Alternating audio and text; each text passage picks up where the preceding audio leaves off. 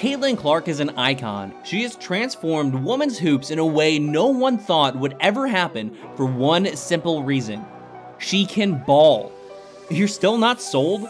Just listen to the greatest players of all time raving about how good she is. These are NBA legends explaining why Caitlin Clark is crazy good. Man, shoot the blood out of the ball. You know what I mean? I never seen anything like it.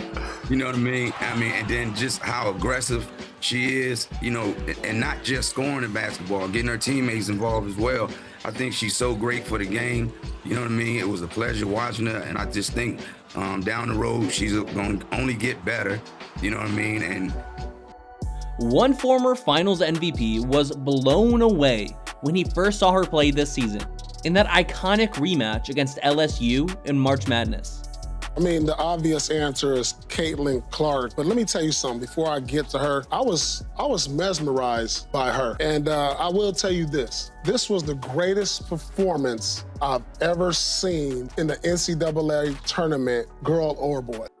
41 points, 7 rebounds, 12 assists. Yeah, I'd say that's pretty good. Remember, this is the first player to ever lead her conference in points and assists in all 4 years, and she almost did the same for the NCAA as a whole, falling just short in points during the 2023 season and assists in 2022. By the way, she is women's basketball's all-time leading scorer and 22 assists shy of being its all-time leading passer. Insane combo.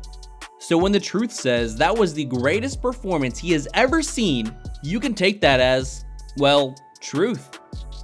And he didn't change his tune when she got drafted. 30 points on the best, women's league in the world, but she's gonna be really damn good, I'll tell you that. We'll get to Paul Pierce's quote on race in the WNBA in a second, because first, we need to hear about the elephant in the room.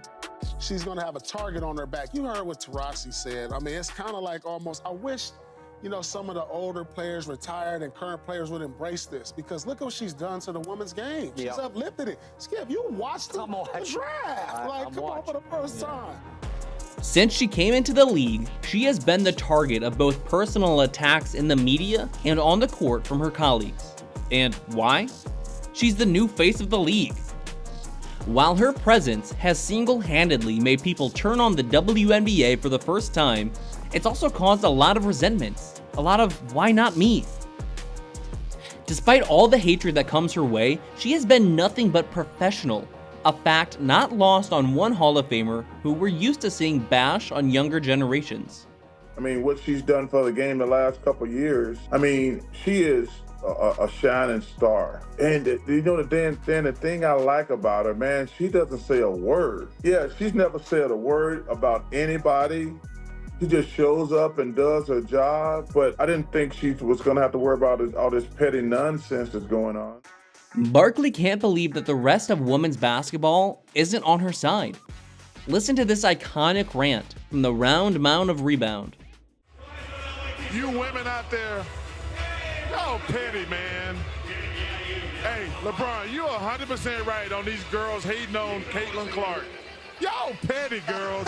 I expect men to be petty because we're the most insecure group in the world. Oh, you are. Y'all should be thanking that girl for getting y'all ass private charters, all the money and visibility she bringing to the WNBA. Don't be petty like dudes. Listen, what she's accomplished, give her flowers. Stop being petty, all you women out there. She got y'all ass charters. She bringing all y'all this money to the table, but y'all being petty like dudes. LeBron, you are 100% right. Y'all girls, stop being petty. Caitlin Clark, thank you for bringing all that money and shine to the WNBA. Well, Barkley's right, and now she's in the big leagues, a minus 600 favorite to win Rookie of the Year. Will she win the award, or will Angel Reese catch her up? Let us know in the comments. Bigger hypothetical though, how could she fare in the NBA? Could she score at all? If you ain't in the Steph Curry shape, that's how she plays, bro. Nah, she gonna give you more than 10. She can shoot, and she got work, bro. It ain't tough no more. You can't hand check. And if you let a motherfucker wiggle, you feel me? Yeah. Man, she can wiggle. Matter of fact, what's she playing with? A women's ball? Women's ball? Nah, she playing with the NBA ball. She can get 10. She can still get money in that motherfucker. I think she can get 10. Do you agree with KG, or is he overhyping her? Let us know in the comments. KG's old teammate Paul Pierce had some more truth to drop.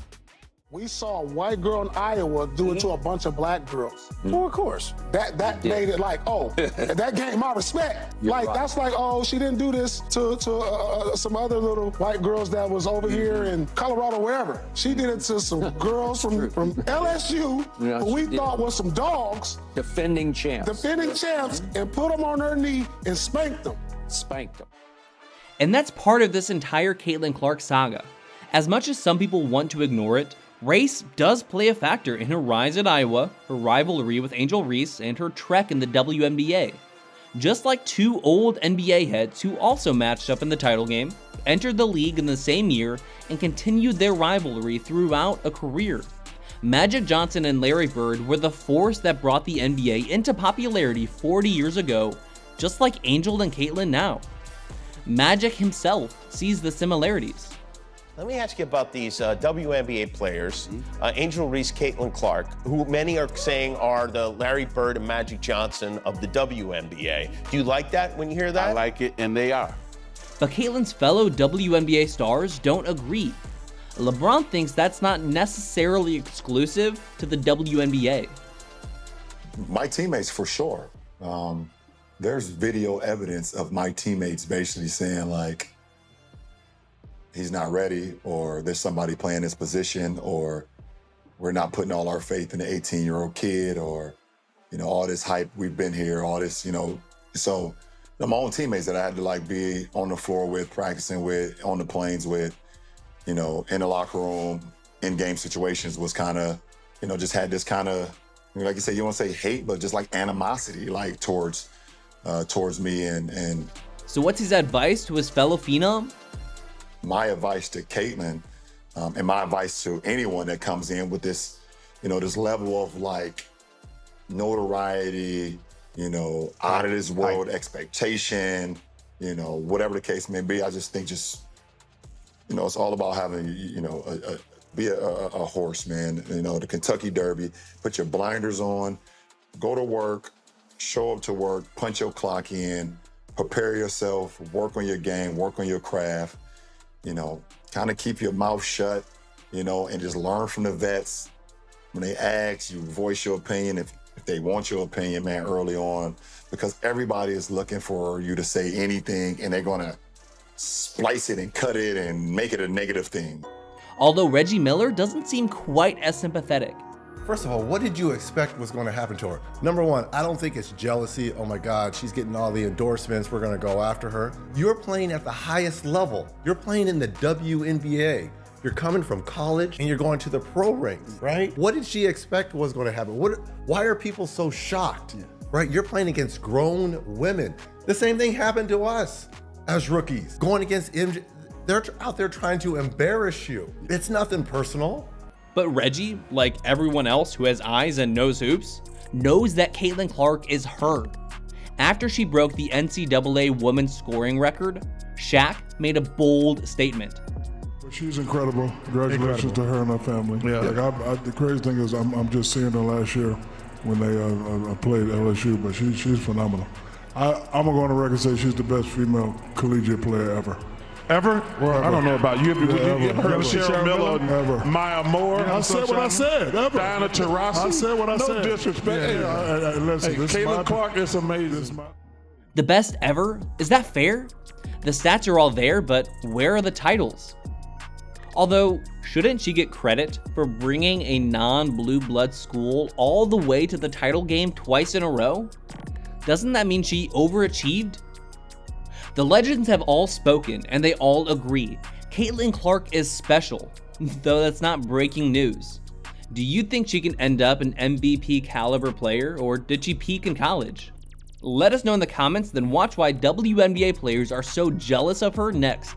Listen to The Wrong Opinion, useless NBA trivia, and garbage rankings for more NBA content.